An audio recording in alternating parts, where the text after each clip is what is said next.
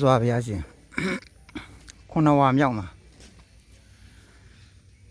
တာဝဏိသားနတ်ပြည်မှာမေတော်ဖြစ်ခဲ့ဦးတဲ့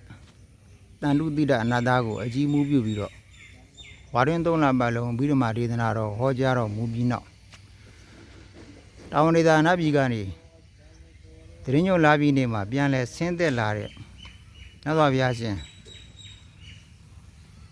ပြန်လဲဆင်းသက်ရာနေရာသင်္ကတနဂုစံပါမြို့မှာတည်ရှိတဲ့အာသောကမင်းတရားကောင်းမှုဇေဒီဖြစ်ပါတယ်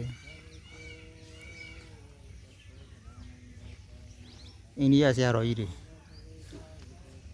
ဗိဓမာဒေသနာတော်ရုပ်ဖတ်ပူဇော်နေကြတာမနက်ခင်းအခါသမယဖြစ်ပါတယ်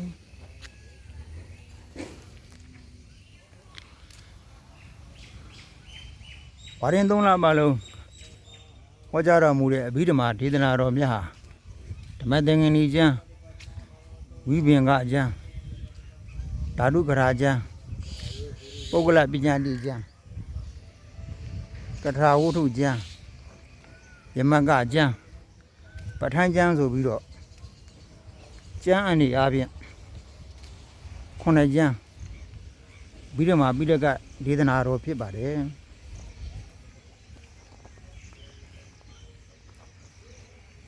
ပထမဦးဆုံးဟောကြားတော်မူတဲ့ဓမ္မသင်္ကန်းကြီးကျမ်းမှာ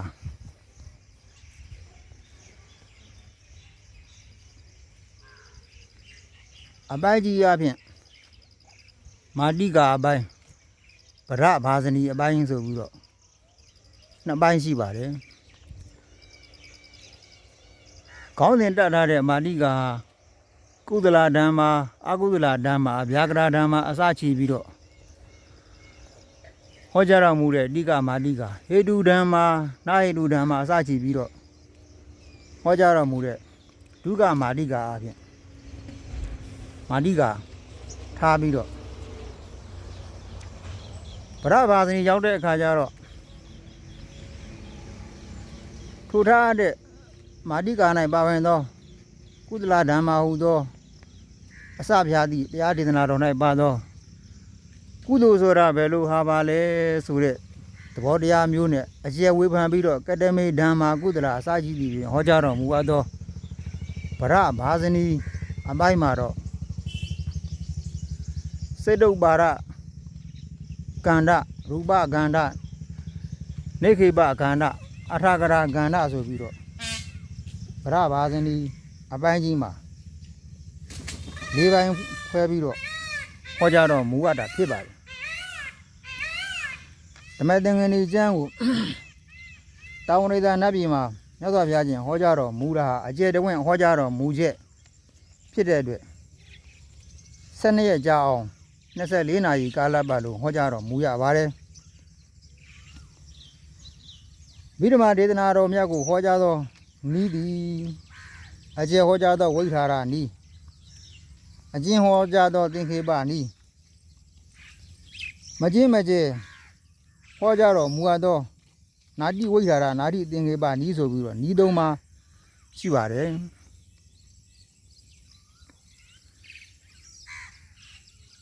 တာဝဏိသားနတ်ပြည်မှာဟောကြားတော်မူအပ်သောနီးသည်ကျယ်ဝန်းစွာဟောကြားတော်မူအပ်သောနီးဖြစ်သည့်အတွက်ဝိထာရနီးဖြစ်ပါတယ်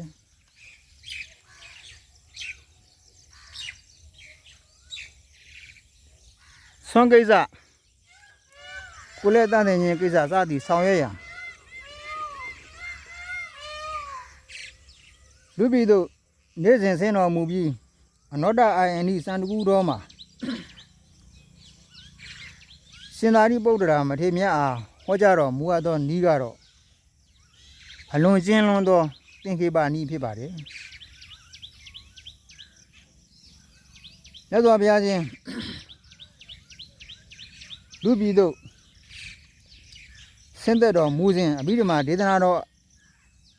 အရင်မပြတ်စေခြင်းအကျိုးငါတာဝဏိသားနတ်ပြည်၌နေမိတဗုဒ္ဓရုပ်ပွားတော်တော်စုကိုဖန်ဆင်းတော်မူပြီးတော့ဗိဓမာဒေသနာတော်ဟောကြားတော်မူလျက်အတိုင်း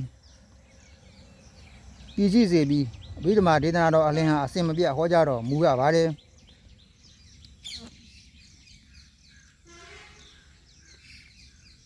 တပံမချင်းမကျဲအလဲအနက်အဘိဓမ္မာဒေသနာတော်ဟောကြားတော်မူနည်းကတော့ရှင်သာရိပုတ္တရာမထေရမြတ်ကြီးကမြတ်စွာဘုရားရှင်ဟောကြားတော်မူအပ်သောနည်းကိုအခြေခံပြီးတော့တပည့်ယဟန်တန်ကပရိသတ်အားဟောကြားတော်မူတဲ့နည်းကတော့နာတိဝိဓာရနာတိသင်္ခေပမချင်းမကျဲနည်းဖြစ်ပါတယ်ယနေ့အားလုံးသောသူတော်ကောင်းပေါင်းတို့တွေ့မြင်နေရတဲ့အဘိဓမ္မာပိဋကခုနှစ်ကျမ်းဟာရှင်သာရိပုတ္တရာမထေရမြတ်ကြီးဟောကြားတော်မူခဲ့တဲ့နည်းစနစ်အတိုင်းမပြတ်မစီတည်ရှိနေတဲ့မချင်းမကျဲနာတိဝိထာရနာတိသင်္ခေပနည်းဖြင့်ဟောကြားတော်မူသောဗိဓမာဒေသနာတော်မြတ်ဖြစ်ပါတယ်ဓမ္မသင်္ကန်းကျမ်းကို12ရက်ကြာဟောကြားတော်မူပြီးနောက်ဝိပင်ကကျမ်းဟောကြားတော်မူပါတယ်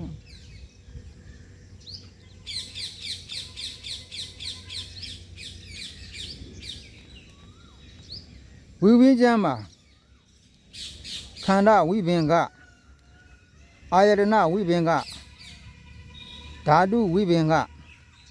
သစ္စာဝိပင်ကဣန္ဒြိယဝိပင်ကပရိစ္ဆသမုပ္ပါဒဝိပင်ကတတိပဋ္ဌာနဝိပင်ကသမ္မပရာဏဝိပင်ကဣဋ္ဌိပါဒဝိပင်ကဝိဇ္ဇင်ကဝိပင်ကမဂ္ဂင်ကဝိပင်ကဇာနာဝိပင်ကအပပညာဝိပင်ကတိက္ခာပရဝိပင်ကပဋိတံပိဒါဝိပင်ကညာနာဝိပင်ကခုတ်တကဝုဒ္ဓဝိပင်ကဓမ္မဟရိယဝိပင်ကဆိုပြီးတော့ဝိပင်18ဝိပင်ပိုင်းခြားပြီးတော့ဟောကြားတော်မူပါတယ်ထို18ဝိပင်ထဲမှာခန္ဓာဝိပင်ကမှစပြီးတော့ပရိတံပိဒါဝိပင်ကတိုင်အောင်သော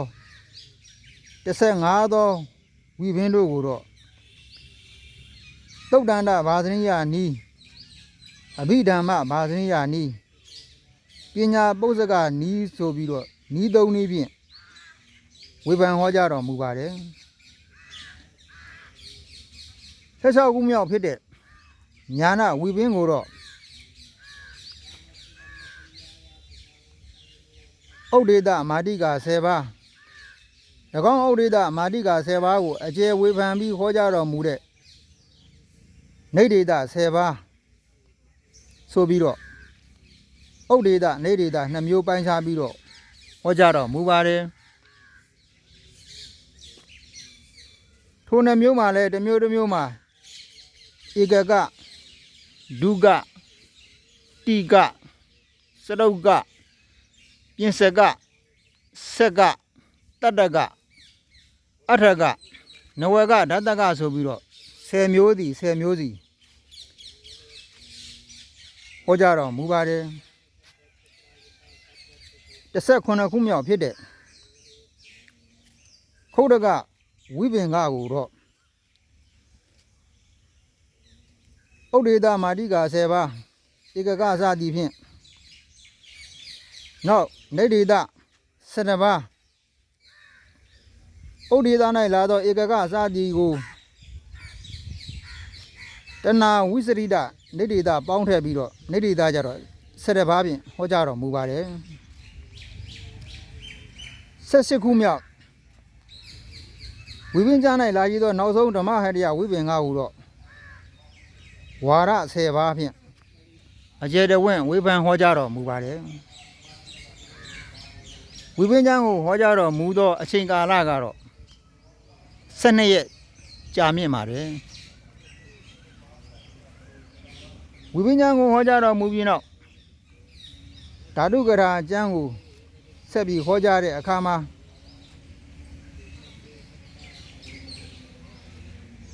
နေယမာတိကအဗန္ဒရမာတိကနေယမုခမာတိကလက္ခဏမာတိကဘာဟိယမာတိကဆိုပြီးတော့မာတိက5ပါးကိုပိုက်ခြားပြီးဟ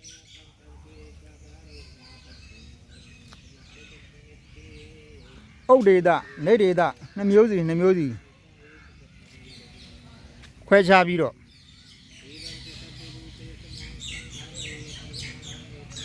ခန္ဓာအာယတနာဓာတ်သစ္စာ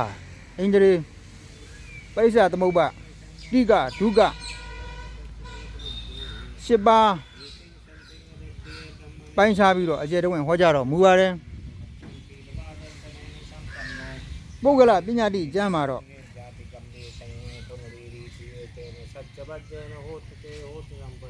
ခန္ဓာပညာတိအာယတနာပညာတိဓာတုပညာတိသစ္စာပညာတိဣန္ဒြိယပညာတိပုဂ္ဂလပညာတိဟူပညာတယုတ်6ပါးထုတ်ပြီးတော့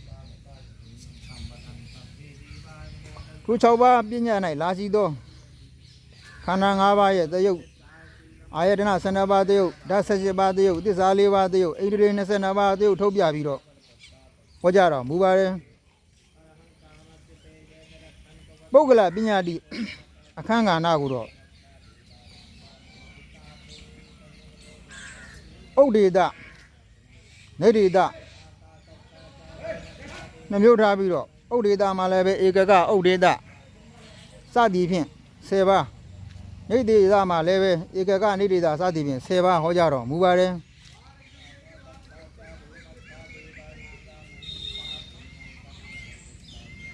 ပုဂ္ဂလပညာတိကျမ်းကိုဟောကြားတော်မူတဲ့အချိန်ကာလကတော့6ရက်ဖြစ်ပါတယ်9ရက်ဖြစ်ပါတယ်ပုဂ္ဂလပညာတိကျမ်းကိုဟောကြားတော်မူပြီးနောက်ကထာဝုဒ္ဓကျမ်းကိုဟောကြားတော်မူပါတယ်ကထာဝုဒ္ဓကျမ်းမှာအပိုင်းအစုဝက်က23ဝက်ကပိုင်းခြားပြီးတော့ဟောကြားတော်မူပါတယ်ပထမဆုံးဝက်ကတော့ကျေဝန်းသောအယူဝါဒမျိုးမျိုးပါရှိတဲ့အတွက်မဟာဝက်ကဟုနာမည်တက်ပြီးတော့ရှေ့ဆက်ပြီးဟောတဲ့ဝက်တွေတော့ဒုတိယဝက်ကတတိယဝက်ကအစရှိသည်ဖြင့်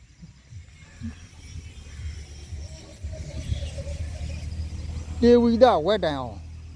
ဟောကြားတော်မူပါတယ်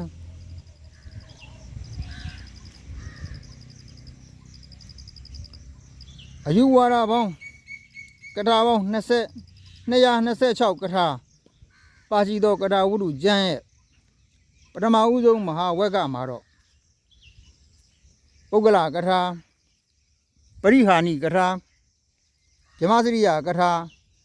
စဟတိကထာတပ္ပမတ္ထိကထာအတ္တိခန္ဓာတိကထာဧကိဇံအဋ္ဌိကထာသတိပဋ္ဌာနာကထာဟေဝုထိကထာဆိုပြီးတော့အယူဝါဒကြီး9ခုပါရှိပါတယ်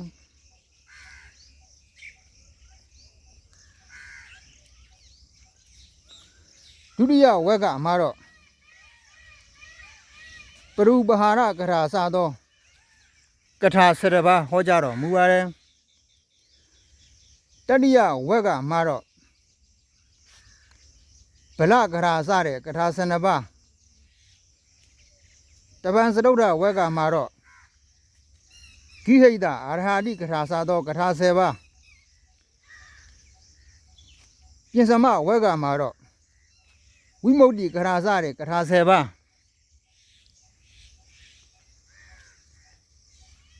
သတ္တမကထာမှာတော့နိယာမကထာစသောကထာ10ပါး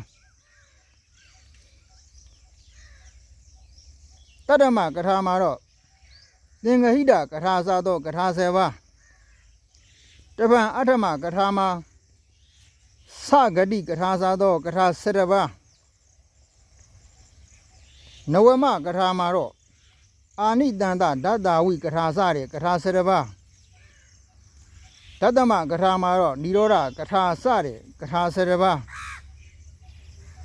ဧကဓတ္တမကထာမှာတော့တိတ်သောပြီးအနုတ္တယကထာစတဲ့ကထာ10ပါးဒွါရတ္တမကထာမှာတော့တံဝရောကမ္မန္တိကထာစတဲ့ကထာ10ပါး 73ခုမြောက်တိရသမကထာမှာတော့ကပ္ပထကထာစတဲ့ကထာ10ပါး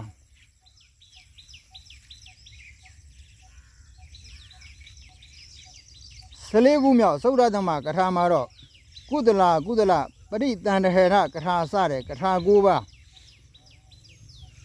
15ခုမြောက်ပဏ္ဏရတ္တမကထာမှာတော့ပြစ္ဆယတာကထာစတဲ့ကထာ7ပါး16ခုမြောက်သောလသမကထာမှာတော့နေဂဟကထာစတဲ့ကထာ10ပါးတပန်ဆက်ပြီးတော့19ခုမြောက်တတ္တရတ္တမကထာမှာတော့အရဟတောပုံညူပစယကထာစတဲ့ကထာ7ပါး18ခုမြောက်အထာရတ္တမကထာမှာတော့မနုဿလောကခရာစတဲ့ကထာ9ပါး19ခုမြောက်ဧကုဏဝေဒတိမကထာမှာတော့ကိလိတဇဟနကထာစတဲ့ကထာ10ပါး20ခုမြောက်ဝေဒတိမကထာမှာတော့အသင်စိတ်စကထာစတဲ့ကထာ6ပါးတပန်21ခုမြောက်ဧကဝေဒတိမကထာမှာတော့သာသနာကထာစတဲ့ကထာ10ပါး22ခုမြောက်ဘာဝေဒတိမကထာမှာတော့ပရိနိဗ္ဗာန်ကထာစတဲ့ကထာ10ပါးနောက်ဆုံး23ခုမြောက်တေဝေဒတိမဝက္ကာ၌ဧကဒိဗ္ဗာယကထာစတဲ့ကထာ9ပါးအားလုံးကထာပေါင်း226ကထာဝုရုကျမ်းမှာဟောကြားတော်မူပါတယ်ကထာဝုရုကျမ်းကိုယခုမြင်တွေ့နေရတဲ့ဟောတဲ့ဒေသနာအစဉ်ပိဋကတော်ကတော့တတိယသင်္ဃာယနာတင်ပွဲမှာအကြီးအမှုဆောင်ရွက်တော်မူခဲ့တဲ့ရှင်မဟာမောဂလိပုဒ္ဒတိဋ္ဌမထေရမြတ်ကဟောကြားတော်မူခဲ့တဲ့နီးဖြစ်ပါတယ်ရှင်မဟာမောဂလိတိဋ္ဌမထေရမြတ်ဟောကြားတော်မူသောနီးဟာလည်းပဲမြတ်စွာဘုရားရှင်ဟောကြားတော်မူခဲ့တဲ့နီးကိုမှီပြီးတော့ဟောကြားတော်မူပါတယ်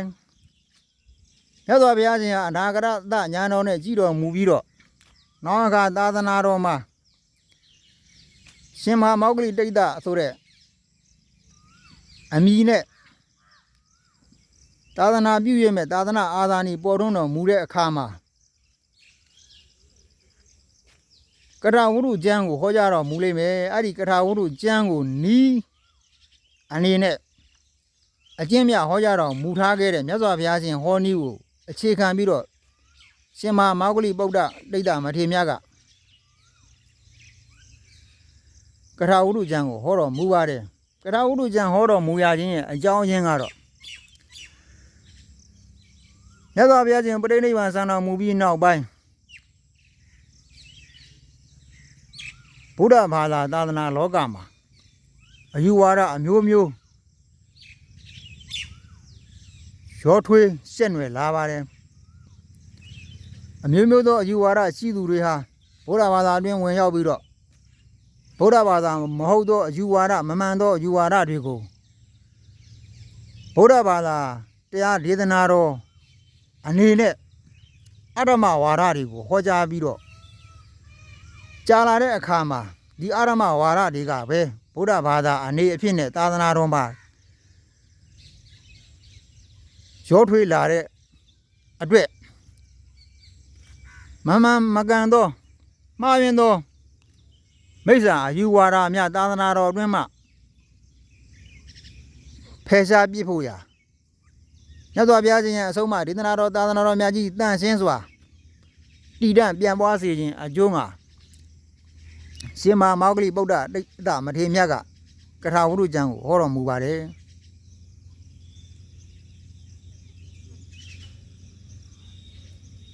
ကထာဝုရုကျမ်းကိုဟောတော်မူတဲ့အချိန်ကာလကတော့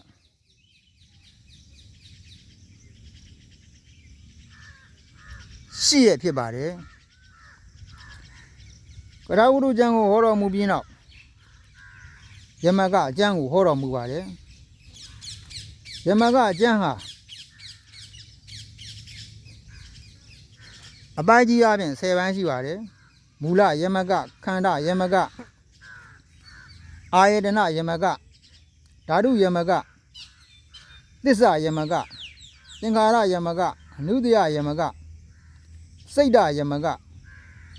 ဓမ္မယမကဣန္ဒြိယယမကဆိုပြီးတော့10ပိုင်းရှိပါတယ်အဲ့ဒီ10ပိုင်းထဲမှာပထမဆုံးဖြစ်တဲ့မူလယမကကိုတော့ဥဒ္ဒေတနေဒေတဆိုပြီးတော့နှစ်ပိုင်းခွဲပြီးတော့ဥဒ္ဒေတမှာမူလဝါဒစသည်ဖြင့်10ပါးဟို10ပါးထဲမှာလဲမူလဝါဒမှာမူလနေယမူလကနေယမူလကနေယ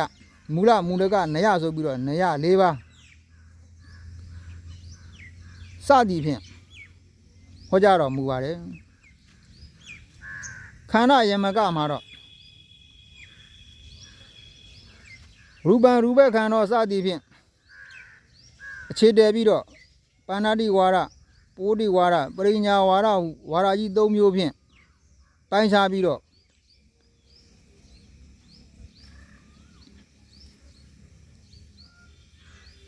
ပုဂ္ဂိုလ်တ attva တွေဖြစ်ပုံပုဂ္ဂိုလ်တ attva တွေရဲ့တည်နေရာဩဃာတ၌ပြစ္ဆုတ်ပံအတိတ်နာကအချိန်ကာလအစသည်ဖြင့်ပိုင်းခြားပြီးတော့ဓမ္မသဘောတော်ဝါဖြစ်ပုံတွေကိုဟောကြားပါတယ်အာယတနာယမကမှာလည်းပဲပါဏာတိဝါဒပိုတိဝါဒပရိညာဝါဒဆိုပြီးတော့ဝါဒကြီး3ပါးဖြင့်ဟောကြားတော်မူပါတယ်ဓာတုယမကသစ္စာယမကမှာလည်းပဲပါဏာတိဝါဒပိုတိဝါဒပရိညာဝါဒဆိုပြီးတော့ဝါဒကြီး3ပါးဖြင့်ဟောကြားတော်မူပါတယ်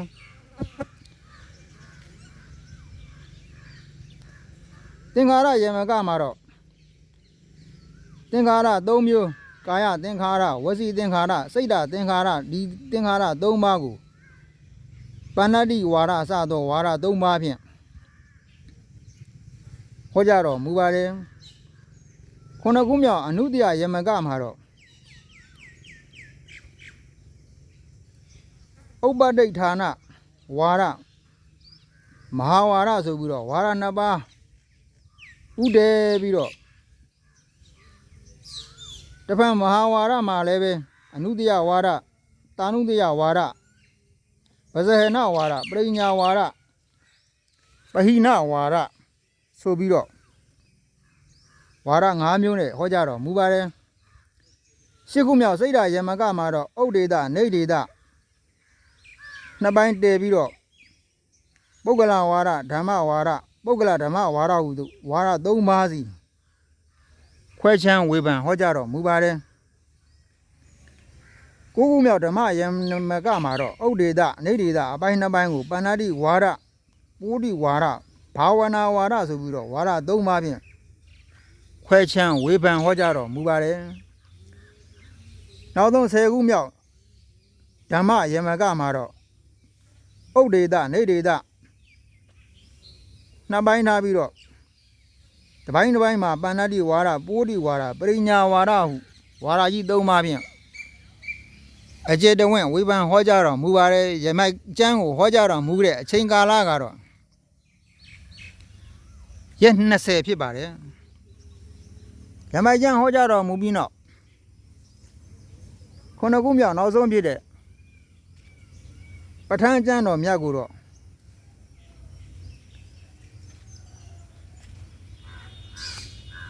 ဟေတုပစ္စယောစသည်ဖြင့်ပစ္စည်း24ပါးကို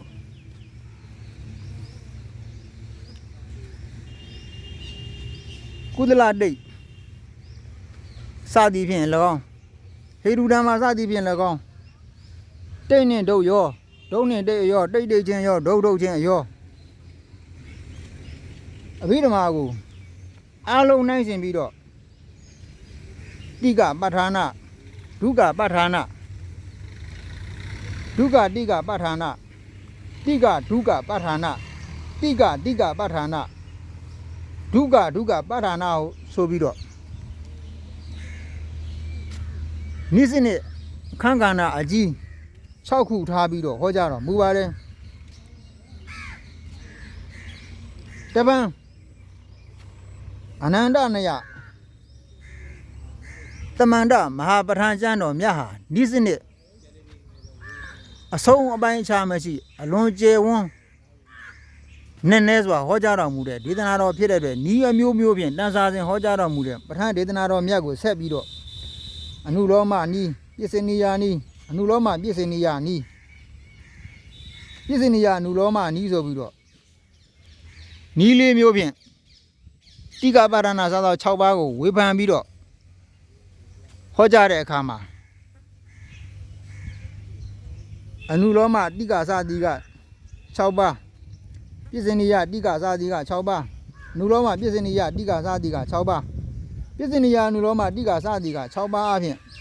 24ပိုင်းသောကန္နာကြီးခွဲခြမ်းပြီးတော့ဟောကြားတော်မူပါတယ်ပဋ္ဌာန်းကျမ်းဒေသနာတော်မြတ်ကြီးကိုဟောကြားတော်မူတဲ့အချိန်ကာလကတော့25ရက်ဖြစ်ပါတယ်အားလုံးစုစုပေါင်းပြီးတော့မှ9ကျမ်းကိုဟောကြားတော်မူတဲ့ရက်ပေါင်းဟာဝါရင်3လရက်ပေါင်း90ဖြစ်ပါတယ်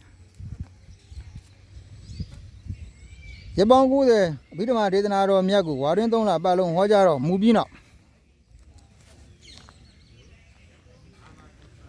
တာဝရိတနတ်ပြည်ကနေရွှေဆောင်နှံငွေဆောင်နှံဗရမများဆောင်နှံတူဆိုဆောင်းနှံကြီး30ဖြင့်လူပြည်သို့ပြန်လဲဆင်းသက်တော်မူတဲ့အခါမှာဘုရားရှင်လက်ထက်တော်အခါကသင်္ကတနဂရမြို့နောက်တနည်းစံပါမြို့အမည်ရတဲ့နေရာမှာမြတ်စွာဘုရားရှင်ဟာဆင်းသက်တော်မူခဲ့တာဖြစ်ပါတယ်မြတ်စွာဘုရားရှင်ဆင်းသက်တော်မူခဲ့တဲ့နေရာမှာအာသောကမင်းတရားကြီးသာသနာပြုဇေဒီပေါင်း8400တည်တဲ့အခါမှာမြတ်စွာဘုရားရှင်လူပြည်သို့ခြေချတော်မူရာနေရာမှာကြီးမားစွာသောဇေဒီကြီးကိုတည်ထားတာဖြစ်ပါတယ်ယခုမြင်တွေ့နေရတဲ့ဇေဒီဟာအာသောကမင်းတရားကောင်းမှု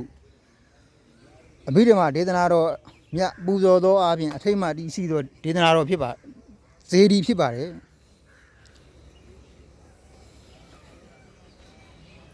အားလုံးသောသူတော်ကောင်းပေါင်းတို့ကိုယ်စိတ်နဲ့ပြကျမ်းမှာချမ်းသာကလောကအကျိုးသာသနာအကျိုးတဲဖို့ဆောင်ရွက်နိုင်ကြပါစေဣဒံမေပုံညံနိဗ္ဗာနတပစ္စယောဟောတုဣမံမေပုံညဘာကံတဗ္ဗတတ္တနံဘာစေမိဣမံမေပုံညဘာကံတဗ္ဗတတ္တနံဘာစေမိဣမံမေပုံညဘာကံတဗ္ဗတတ္တနံဘာစေမိသာဓုသာဓုသာဓု